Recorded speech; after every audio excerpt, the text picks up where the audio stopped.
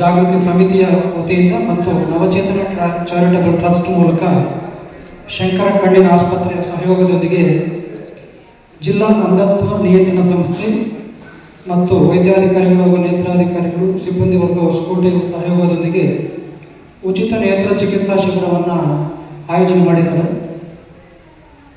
ಪ್ರತಿಯೊಬ್ಬರಿಗೂ ಕಣ್ಣು ಎಷ್ಟು ಮುಖ್ಯ ಅನ್ನೋದ್ರ ಬಗ್ಗೆ ನಾವು ಅರ್ಥ ಮಾಡ್ಕೋಬೇಕಾಗ್ತದೆ.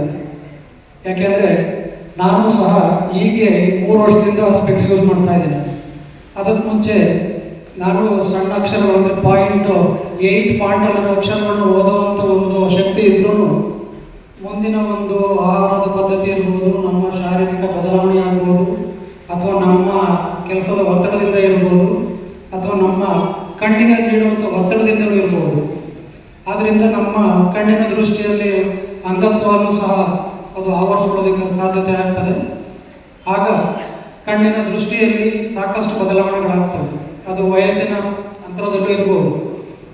ಆದ್ದರಿಂದ ಕಣ್ಣನ್ನು ನಾವು ಕಾಪಾಡ್ಕೋಬೇಕಾಗಿರೋದು ಬಹಳ ಮುಖ್ಯ.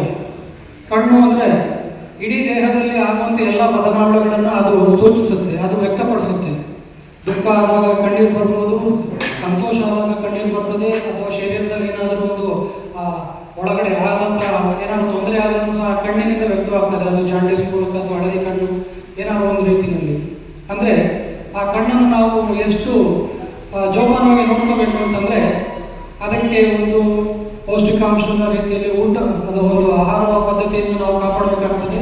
ಹಾಗೆ ಅದಕ್ಕೆ ಅತಿ ಹೆಚ್ಚಿನ ಒತ್ತಡವನ್ನು ನೀಡೋದ್ರನ್ನ ಕಡಿಮೆ ಮಾಡೋದ್ರ ಮೂಲಕ ಇರ್ಬೋದು ಮಾಡಬೇಕಾಗ್ತದೆ. ಇಲ್ಲಿ ಮಕ್ಕಳು ಸಹ ಜಾಸ್ತಿ ಇದ್ದಾರೆ. ಇಲ್ಲಿ ಮಕ್ಕಳು ಈಗಿನ ಒಂದು ಆಧುನಿಕ ಪದ್ಧತಿಯಲ್ಲಿ AI ಆರ್ಟಿಫಿಷಿಯಲ್ ಇಂಟೆಲಿಜೆನ್ಸ್ನ ತಂತ್ರಜ್ಞಾನ ಜಾಸ್ತಿ ಆಗ್ತಾ ಇರೋದ್ರಿಂದ ಮತ್ತು ಸಾಫ್ಟ್ವೇರ್ ಪದ್ಧತಿ ಜಾಸ್ತಿ ಆಗ್ತಾ ಇರೋದ್ರಿಂದ ನಮ್ಮ ಕಣ್ಣು ಎಲ್ಲ ಶರೀರದ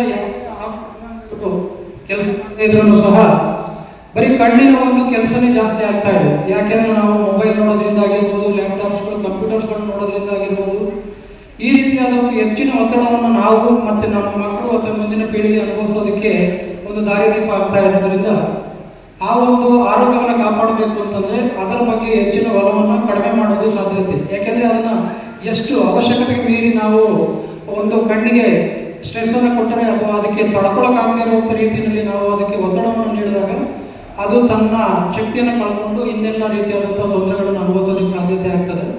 ಆ ಬಗ್ಗೆ ವೈದ್ಯಾಧಿಕಾರಿಗಳಿದ್ದಾರೆ, ಅವರು ಸಹ ತಮಗೆ ಸಾಕಷ್ಟು ಮಾಹಿತಿಗಳನ್ನು ಮುಂದೆ ನೀಡೋರಿದ್ದಾರೆ.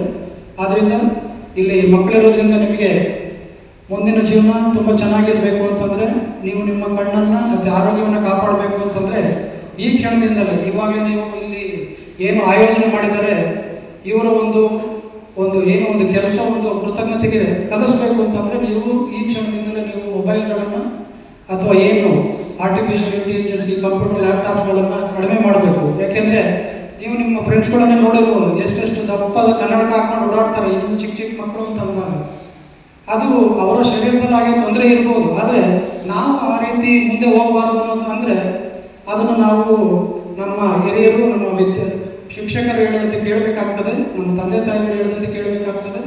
ಮತ್ತು ಅವರ ಒಂದು ಏನು ಮುಂದಿನ ಗುರಿಯನ್ನು ಇಟ್ಕೊಂಡಿದ್ದಾರೆ ನಮ್ಮ ಮಕ್ಕಳು ಈ ರೀತಿ ಸಾಧನೆ ಮಾಡಬೇಕು ಅಂತ, ಅದನ್ನು ನಾವು ಸಾಧಿಸಬೇಕು ಅಂತಂದರೆ ಅವರ ಒಂದು ದಾರಿದೀಪವನ್ನು ನಾವು ಪಾಲಿಸಬೇಕಾಗ್ತದೆ.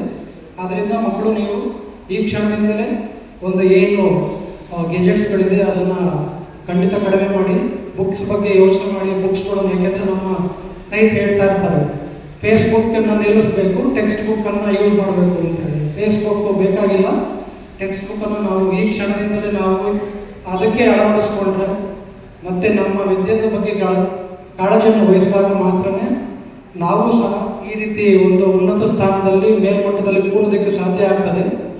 ದಯವಿಟ್ಟು ಇದರ ಬಗ್ಗೆ ಯೋಚನೆ ಮಾಡಿ ಅಂತ ಹೇಳ್ತಾ, ಹಾಗೆ